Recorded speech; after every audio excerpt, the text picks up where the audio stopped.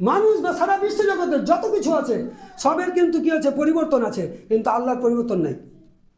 আছে, সকলের পরিবর্তন আছে। পৃথিবী সৃষ্টি হয়েছে, ধ্বংস হবে। মুসলমান সৃষ্টি হয়েছে, মুসলমান ধ্বংস হবে। মানুষ সৃষ্টি হয়েছে, মানুষ ধ্বংস হবে। ঘর একটা সৃষ্টি হয়, ঘরের একটা ধ্বংসত্ব আছে। মানুষ রিপেয়ারিং করছে, করতে করতে করতে করতে হয়তো থাকছে টিকে, টিকে থাকতে থাকতে একদিন কী হবে, ধ্বংস হবে। তাহলে প্রত্যেক জিনিসের ধ্বংস আছে, কিন্তু কার ধ্বংস নেই? আল্লাহর ধ্বংস নেই। তাহলে কি বলা গেল? যে আল্লাহ তাআলা নিয়েও দেখবেন, দিয়েও দেখবেন, কষ্ট দিয়েও দেখবেন, আবার সুখে রেখেও দেখবেন, শুধু কতটুকু ধৈর্যশীল। তাহলে আল্লাহ নবী বলেছেন, যদি সে ব্যক্তি যে কোনো বিষয়ে পড়েও দুঃখে, কষ্টে, ক্লেশে, কোনো ক্ষতিতে যখন সবুর করে, ধৈর্য ধারণ করে, তখন সে কিন্তু জান্নাতে যাবে, আর সে হচ্ছে পাকা ঈমানদার। আরেকটা, যে সৎ চরিত্রবান হবে, কি হবে? সৎ চরিত্রবান। সৎ চরিত্রবানকে এক কথায় আল্লাহ ও আল্লাহ রাসূল, আমি আগেই বলেছি, যেটা হচ্ছে সৎ চরিত্রবান বা পাকা মুসলিম, সেই যে নবীজি সাল্লাল্লাহু আলাইহি ওয়াসাল্লাম হচ্ছে আমাদের আদর্শ। তাহলে সেই নবীজি সাল্লাল্লাহু আলাইহি ওয়াসাল্লামের আদর্শকে লক্ষ্য করে যখন আমাদের সমস্ত কিছু চলাবলা হবে, তখনই সে হবে সৎ চরিত্রবান। নবীজি সাল্লাল্লাহু আলাইহি ওয়াসাল্লাম যা বলেছেন তা করা, আর নবীজি সাল্লাল্লাহু আলাইহি ওয়াসাল্লাম যা নিষেধ করেছেন তা না করা, তাহলে সৎ চরিত্রবান। নবীজি সাল্লাল্লাহু আলাইহি ওয়াসাল্লাম কি বলেছেন? মদ খেও না, খাবো না। নবীজি সাল্লাল্লাহু আলাইহি ওয়াসাল্লাম বলে চুরি করিও না, করবো না। আল্লাহ বলেছেন যে চুরি কি হয়েছে, ব্যভিচার করিও না, করবো না। কি? নামাজ পড়ো, পড়বো। রোজা রাখো, পড়বো। ওসর বাহির করো, করবো। জাকাত বাহির করো, করবো। নামাজ পড়ো, পড়বো। কি হলো? এক কথায় আল্লাহ আল্লাহর রাসূল সাল্লাল্লাহু আলাইহি সাল্লামের আদেশ অনুসারে চলার নাম হচ্ছে, সে হচ্ছে সৎ চরিত্রবান। আমি আল্লাহ ও আল্লাহ রাসূলের হুকুমের ব্যতিক্রম করব, আর আমি নিজের সমাজের দিকে লক্ষ্য করে আমি নিজের মন গড়া চরিত্র নিয়ে ব্যবহার করব, আর আমি বলবো আমি খুব সৎ চরিত্রবান। ও সৎ চরিত্রবান নয়। সৎ চরিত্রবান তখনই যে নবীজি সাল্লাল্লাহু আলাইহি সাল্লামের বিধানকে মেনে সেটাকে আঁকড়ে ধরে নিয়ে সেই চরিত্রবান হয়ে চলে যাবে, সে হবে সৎ চরিত্রবান, সে যাবে জান্নাতে। কটা কথা বললাম? এক নম্বর, যে কোনো বিষয়ে আল্লাহ, কথায় আল্লাহর করণীয়তে সন্তুষ্ট থাকে, সে হচ্ছে পাকা মুসলিম, সে যাবে জান্নাতে। আর কি হচ্ছে? যে কোনো বিপদে, বালাতে, মুসিবতে, ক্ষয়ে, ক্ষতিতে সর্বসময়ে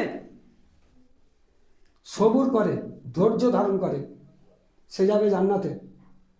আর আল্লাহ ও আল্লাহর রাসূল সাল্লাল্লাহু আলাইহি সাল্লামের আদর্শ নির্দেশ মতো চললে এবং সেইভাবে যখন তার সংসার নির্বাহ করে, তখন সে হবে সৎ চরিত্রবান, আর এই সৎ চরিত্রবান যাবে জান্নাতে। তাহলে এক কথায় আমি আগে বলেছি যে তিনটি জিনিস যার মধ্যে থাকবে সে জান্নাতে যাবে যাবে যাবে।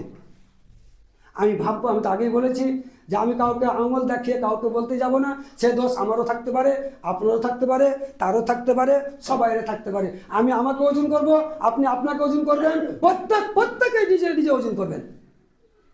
আল্লাহর নবী সাল্লাল্লাহু সাহাবাদেরকে বললেন, সাহাবারা জিজ্ঞেস করলেন নবীজিকে, ইয়া রাসূলুল্লাহ সাল্লাল্লাহু আলাইহি ওয়াসাল্লাম, জান্নাতে কে যাবে?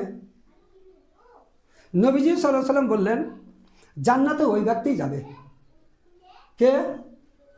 যে সুখেও খুশি, দুঃখেও খুশি, সুখেও খুশি, দুঃখেও খুশি, সে জান্নাতে যাবে। আর কি?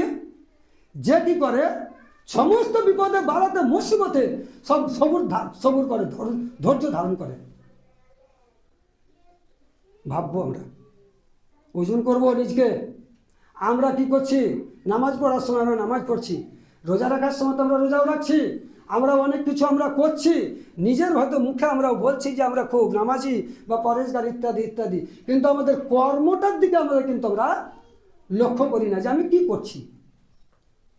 আমাদের ওই মুখের দাবিদারের সাথে সাথে কর্মের দিকে আমাদেরকে চিন্তা করতে হবে। আমি একটা আয়াত পড়েছি, সে আয়াতটা কি? ওই পরিপ্রেক্ষিতে আকিমুস সালাতা ওয়া আতুজ যাকাত ওয়ারকাউ মা'আর রাকিঈন, যে তোমরা কি করো, নামাজ কায়েম করো, যাকাত আদা করো, আর ওয়ারকাউ মা'আর রাকিঈন, রুকুকারীদের সাথে তোমরা রুকু করো, অর্থাৎ জামাতে নামাজ পড়ো। কি একটা কথা হচ্ছে জামাতে নামাজ পড়া কমসে কম এই ফরজ নামাজটা মসজিদে পড়াটা একান্ত পক্ষে জরুরি। এবার হয়তো মানুষের কোনো সুবিধা অসুবিধা আছে, বা শারীরিক কোনো অসুবিধা, বা অন্য কিছু হয়তো তার বাড়িতে হয়তো হয়তো কাদা খিচড় বা অন্য কিছু হয়তো রাত বিরাত হয়তো সে আলাদা কথা, সেটা হয়তো তার ব্যতিক্রম আছে। কিন্তু আমি অবস্থা আমার ভালো আছে, তার সত্ত্বেও মসজিদে আমি ফরজ নামাজটা পড়ি না, তার জন্য আমি কিন্তু পাপী হব, গুনাহগার হব। এটা ফরজ। আপনি সুন্নত নামাজগুলো যদি মনে করেন কমসে কম আপনি ফরজ, বা আমি ফরজ নামাজটা কমসে কম আপনার প্রত্যেকেরই, আমার কথাও বলছি যে প্রত্যেকেরই ফরজ নামাজটা পড়া মসজিদেই উচিত। এবং সুন্নত নামাজ যদি আপনার পড়তে হয় তাহলে আপনি বাড়ি গিয়ে পড়তে পারেন, তাতে কোনো অসুবিধা নেই। সুন্নত, নফল, আরও কিছু অজীব নামাজ আপনারা যা পড়ার তা সেখানে পড়তে পারেন, কিন্তু কমসে কম মসজিদে যেন আমরা ফরজ নামাজটা আদা করি। একটা কথা হচ্ছে, যেমন আপনার নামাজ আল্লাহ তাআলা বলেছে সারা বিশ্ব জগতের যত কিছু আছে সবচাইতে, যত আল্লাহর বিধান আছে সবচাইতে গুরুত্বপূর্ণ বিধান আল্লাহর কাছে কি? নামাজ। এটা যেমন ফরজ। আর কি? যাকাত, এটাও কিন্তু ফরজ। যেমন নামাজটাকে আমরা গুরুত্বপূর্ণভাবে ফরজ মনে করে আদায় করি, অমনি যাকাতটাকেও কিন্তু আমাকে অনুরূপ ওই রকমই আমাকে কি করতে হবে? মনে করতে হবে, এবং এটাও আমার ফরজ। তেমনি নামাজ আপনার জামাতে নামাজ পড়াটাও এটাও আমাকে ফরজ মনে করি আসতে হবে, আমাকেও আপনাকেও সকলকেই। না আসি, যদি কোনো ওজোর না থাকে আর তাও যদি না আসি, তাহলে কিন্তু আমারও অপরাধ হবে, আপনারও অপরাধ হবে, সবাইয়েরও অপরাধ। তার জন্য আমাকে আপনাকে সেখানে ভুগতে হবে। তার জন্য কি বলা হলো? যাকাত। যাকাতটা প্রতিটি মানুষের জন্য, নামাজ যেমন ফরজ যাকাতটা তেমনি ফরজ। যেমন বছরের শেষে একটা যাকাত আছে, সারা বছর অতিবাহিত হওয়ার পর যার হয়তো মাল 52.5 তোলা চাঁদির পরিমাণ বা তার হয়তো বেশি এক্সেস থাকলে পরে সে হচ্ছে কি মাল যাকাতের ব্যক্তি, তাকে যাকাত দিতেই হবে, ফরজ। আর যে ব্যক্তি হয়তো তার সেই সারা বৎসরের পরে সেটা কিন্তু থাকে না, তখন সে যাকাতের ব্যক্তি নয়, সে দান করবে যেটুকু, সেটা হয়তো আল্লাহ রাস্তায় দান হবে।